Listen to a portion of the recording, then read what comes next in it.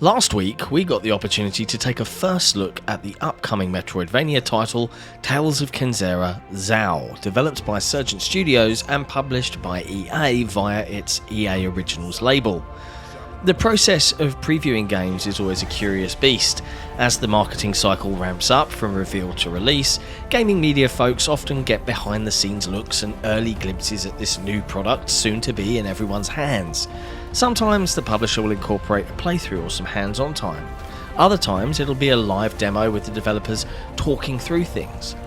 It's rare that we get more than that, but with Tales of Kenzera ZAU, we got to understand a lot more than just what kind of game it is.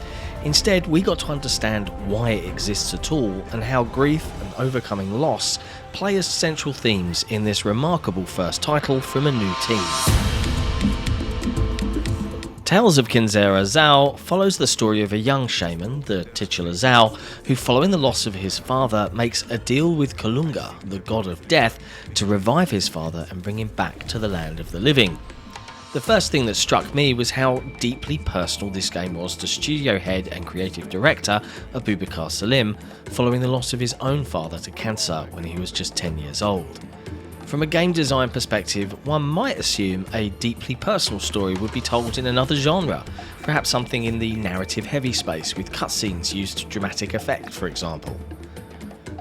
The reasoning behind that is the kind of story I wanted to tell, which is about grief. A lot of the time when I play games, the story is just thrown on top of a game. It doesn't marry, it doesn't make sense, says Surgent Studios head Abubakar Salim during a recent appearance on the XboxEra podcast. ZAU had to be told as a Metroidvania because of the story I wanted to tell. With open world RPGs, you're incentivized to explore, and it's kind of okay, but with Metroidvanias, yeah, you're incentivized to explore, but there's always a sense of danger because you have no idea what the hell is going on around that corner. And that's the difference I really wanted to capture. One would think that a game that is setting out to tell us a story about dealing with personal loss and grief may perhaps present itself in a more muted way, with worlds devoid of colour and light. Why make a game all about grief so colourful and vibrant? Surgent Studios art lead and character artist Akeem Durrant explains, "Our source material essentially, Bantu cultures. When we look at those cultures, the one thing you'll notice, if we take funerals for example, is that the colours worn isn't the same as what we would wear over here in the West. Black and whites, usually paired together, but reds, golds, blues, greens, there's a flourish of colours." As with any Metroidvania title, you can expect plenty of unique environments and biomes to traverse and explore as you play. And interestingly, the colour palettes and overall moods of each setting represent various emotions and stages of one's journey through grief. Some of the first areas of the game use deep purple hues in calmer and perhaps less threatening locations to represent spirituality and peace. Later biomes, like the deep, dark and claustrophobic woodlands, are there to represent fear and loss, the idea that sometimes when we're grieving, we can't always see the way out. The Deadlands, with its craggy rocks and flowing lava and arguably extreme danger for the player, is there to represent the anger and acceptance one might feel when going through a personal loss.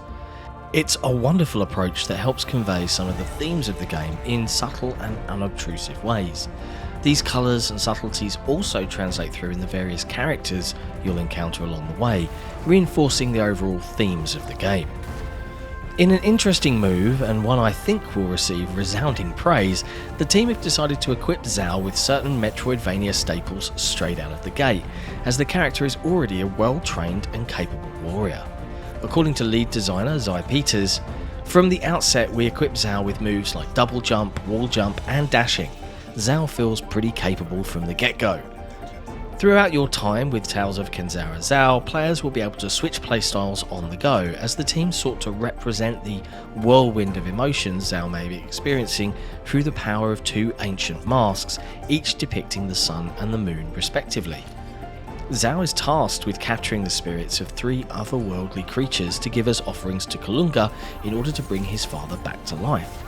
Each mask has a unique playstyle, from the up-close and personal melee combat with the Sun Mask to the more ranged and distant combat available to you when wearing the Moon Mask.